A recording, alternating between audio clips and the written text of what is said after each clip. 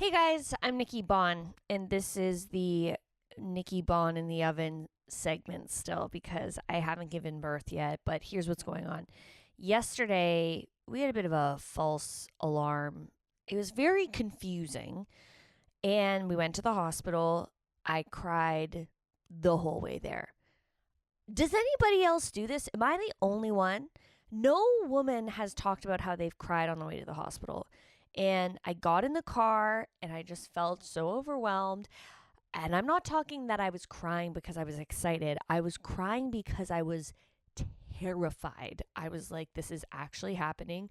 I don't know what to expect. I have to go sit in a hospital for a really long time. I felt like we packed up our life and it was like, will I ever be home again? It was so, I was being very dramatic, but I just had all these crazy fears come up that I did not expect to happen.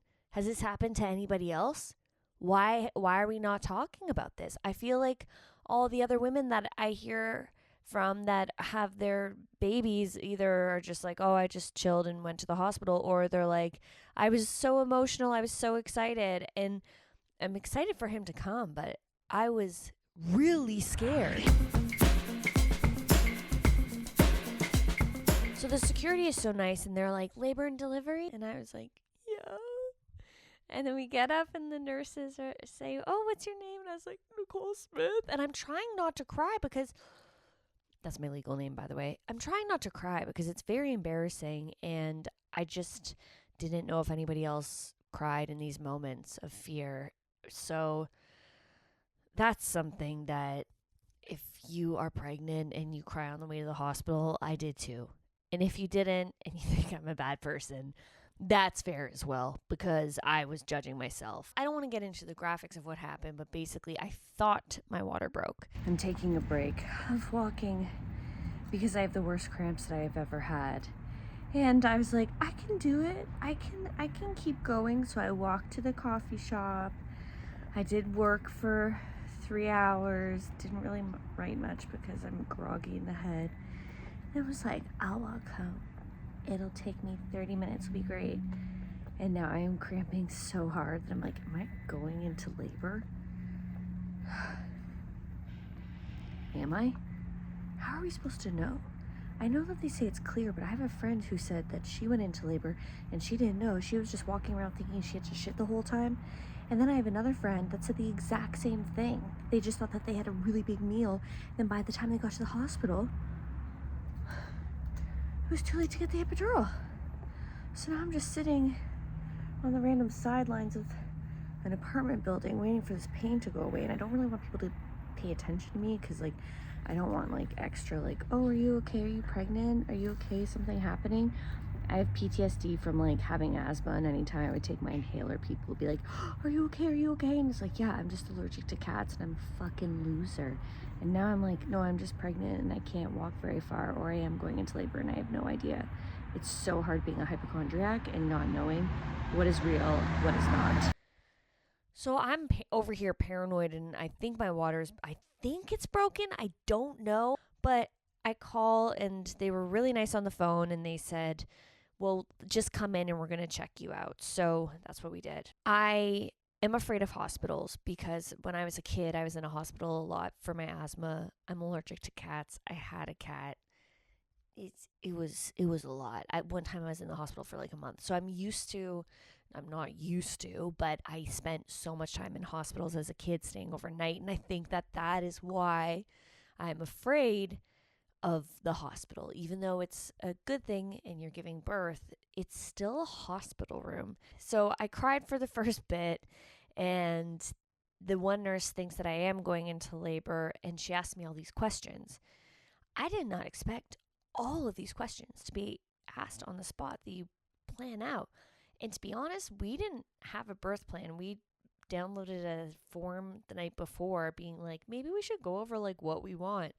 We still basically don't even know what we want, but we tried to cover some of it. I just am kind of winging it because I don't know what to expect and everybody's story is different. And I'm like, if I plan it and it doesn't go that way, what a disappointment. That's like me being like, oh, I'm going to have a kid when I make it as a comedian.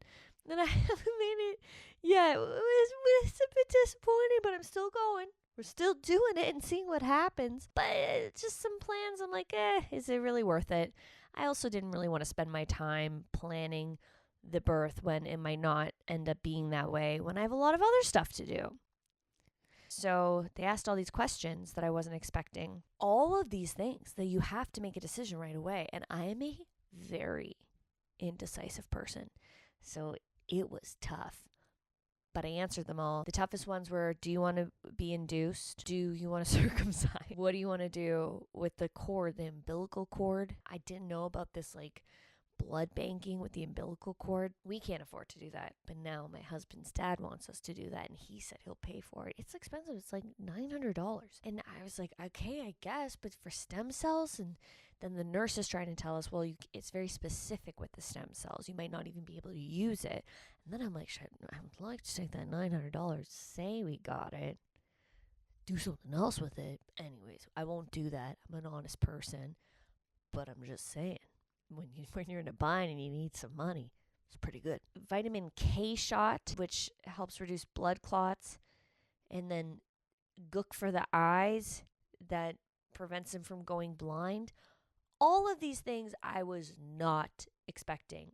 All of them at once. And the nurses were very, very, very nice and supportive, but it was just a lot of information. Then they tell me, it's negative. Your water didn't break. We were there for an hour. I find out it's negative. My water didn't break. Then the one nurse is like, but on a scale of 1 to 10, how are your contractions? And I was like, well, when I was walking and I didn't feel good, she's like, no, now. And I was like, what? She's like, you're having contractions every 6 minutes. So now I go through this other roller coaster of, am I giving birth? Long story short, I wasn't giving birth. I did stop crying about half an hour in. I did hide it from the nurses, and I wasn't giving birth, and I feel like it was a nice trial run. My husband keeps saying that he's like, oh no, she thought her water broke. She just pissed herself. Now listen, I know the difference between the holes. This is what these men don't understand. There's different holes. There's the pee hole and there's the regular hole. And it came out the regular hole. And to this day, we don't really know what it was, so I'm just going to trust the process. I have 2 shows tonight. I'm 5 days away from my due date, and I'm not in labor, and I'm not even dilated yet, so the show must go on. Okay, I just got off stage, and I will admit my back is a little bit sore, but it was worth it.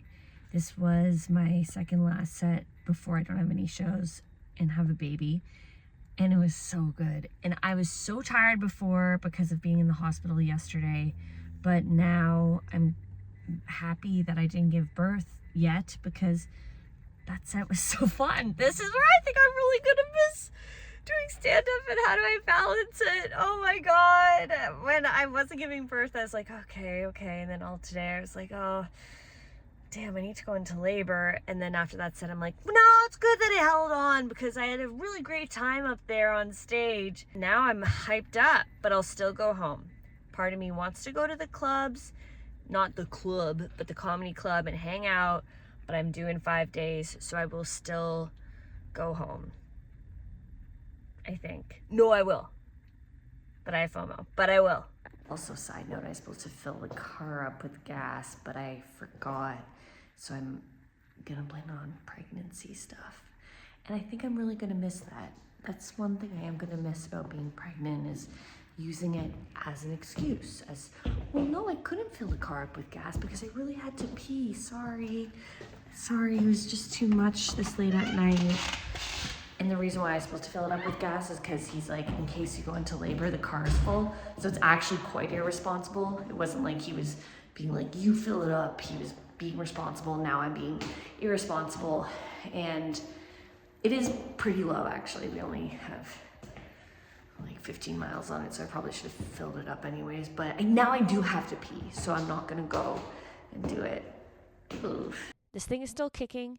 It's still really painful. He's on my bladder, and sometimes he's on the back of me. I don't even know what that is, but my back hurts, and he kicks, and then it really hurts. But I guess the upside is that I still get to go and perform.